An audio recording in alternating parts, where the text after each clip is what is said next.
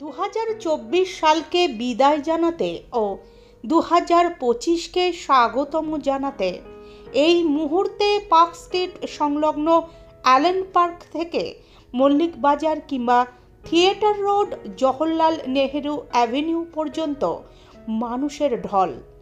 পুলিশি নিরাপত্তা চোখে পড়ার মতো।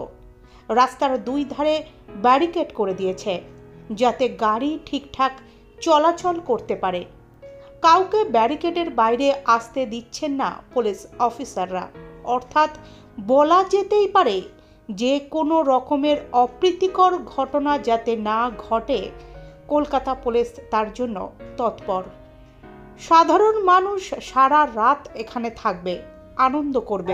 দারুণ লাগছে, amazing people, beautiful lights out here and enjoying to the fullest. I wish everyone out there a very happy new year, great 2025.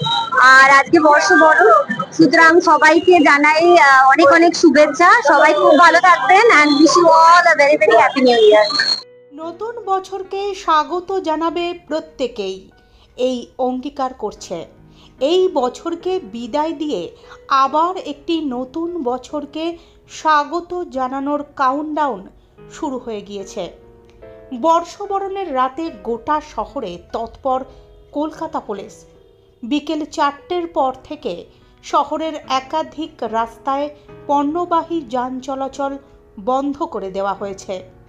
রাতে ভিড় বাড়লে ময়দান ও পার্ক স্ট্রিট সংলগ্ন এলাকায় স্বাভাবিক যান চলাচল নিয়ন্ত্রণ করা হবে বলে আগাম কলকাতা পুলিশ জানিয়ে দিয়েছে। রাত বাড়লে ভিড় বাড়তে পারে, তাই রাত 8টার পর থেকে অতিরিক্ত ফোর্স নামানো হয়েছে কলকাতা শহরে। শহর জুড়ে চলছে নাকা চেকিং। বর্ষবরণের রাতে শহরে 4500 পুলিশ, রাস্তায় 50টি জায়গায় নাকা চেকিং ইতিমধ্যেই শুরু হয়ে গিয়েছে। সাধারণ মানুষের সুবিধার্থে 31শে ডিসেম্বরের রাতে প্রায় 4500 পুলিশ রাস্তায় নেমেছে। কলকাতার পুলিশ কমিশনার মনোজ ভার্মা তিনি লালবাজারে সাংবাদিকদের মুখোমুখি হয়ে জানিয়েছেন, শহরে বর্ষবরণের রাতে মহিলাদের সুরক্ষার স্বার্থে রাস্তায় রয়েছে কলকাতা পুলিশের মহিলা পুলিশ কর্মীরা। ইমার্জেন্সি সার্ভিস দেওয়ার জন্য নজরদারি চালানো হচ্ছে কলকাতা পুলিশের তরফ থেকে।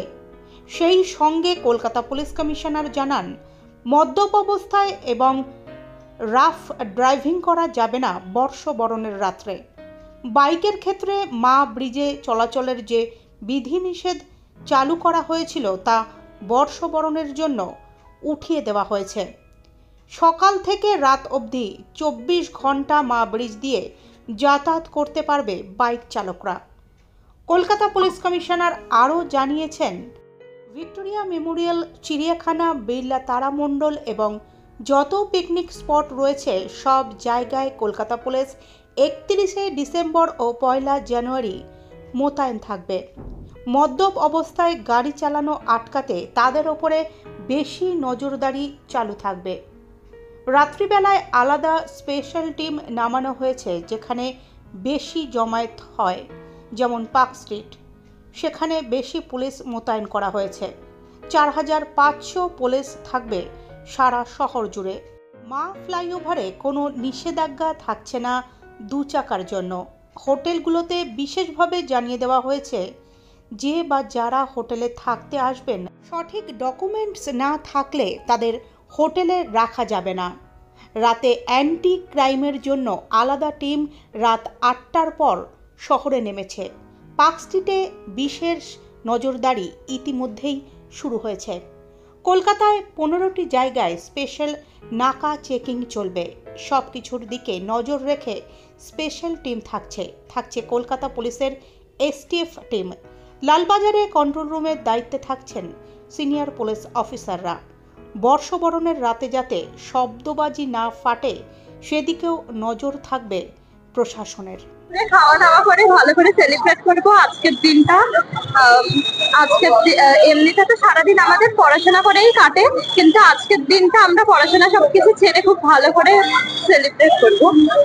আবার তো মানে আবার 2 তারিখ থেকে পড়া পড়া আরম্ভ, মানে এই কটা দিন কিরকম মানে মানে কিরকম কাটিয়েছে? এই কটা দিন আমরা খুব ভালো কাটিয়েছি। পড়াশোনা থেকে প্রায় পড়াশোনা করিনি, শুধু মজা করে খাওয়া দাওয়া করে কাটিয়েছি।